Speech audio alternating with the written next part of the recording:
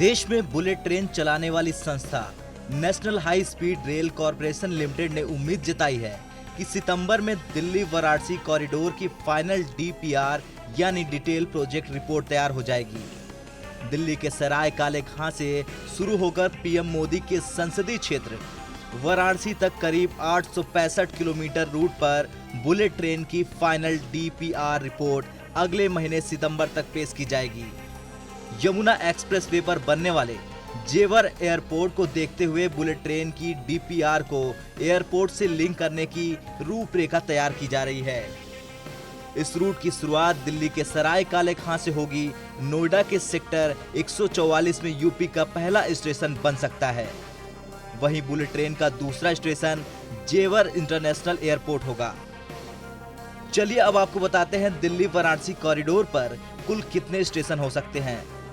करीब 865 किलोमीटर से कुछ ज्यादा की दूरी के लिए इसका रूट दिल्ली से शुरू होकर नोएडा होते हुए मथुरा, आगरा, इटावा, कन्नौज, लखनऊ, अयोध्या, रायबरेली, प्रयागराज, भदोई और वाराणसी होगा।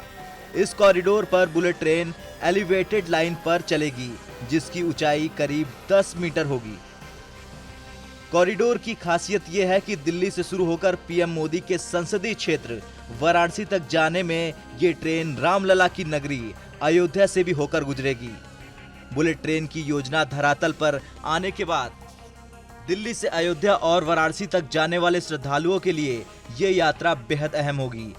दिल्ली से वाराणसी तक यात्रा को पूरा करने में महज 4 घंटे लगेंगे, ऐसी उम्मीद भी जताई जा रही है। National High Speed Rail Corporation Limited ने Delhi Varanasi bullet train corridor की अंतरिम डीपीआर पिछले साल 29 अक्टूबर को पेश की थी। इसके बाद जनवरी 2021 से इस कॉरिडोर के फाइनल डीपीआर पर काम शुरू हुआ, जिसके अगले महीने सितंबर तक पूरा होने की उम्मीद है।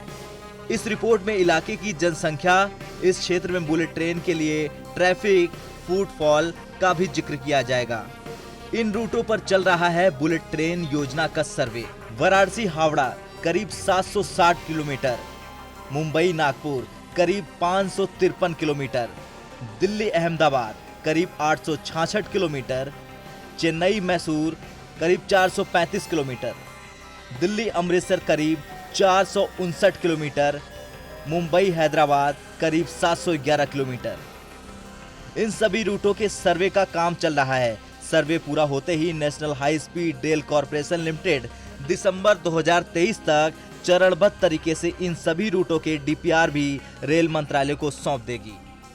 खैर, यहाँ एक बात तो साफ हो रही है कि अगर आप राजधानी दिल्ली से अयोध्या तक हाई स्पीड बुलेट ट्रेन में सफर करेंगे तो आपकी जेब पर एक तरफ के किराए का भार 3000 रुपए कम का पड़ेगा। वहीं दिल्ली से आगरा तक जाने के लिए 1200 रुपए खर्च करने पड़ेंगे। ये खर्च वंदे भारत एक्सप्रेस जैसी ट्रेनों से भी कुछ अधिक ही पड़ेगा। ब्यूरो रिपोर्ट, भारत तक।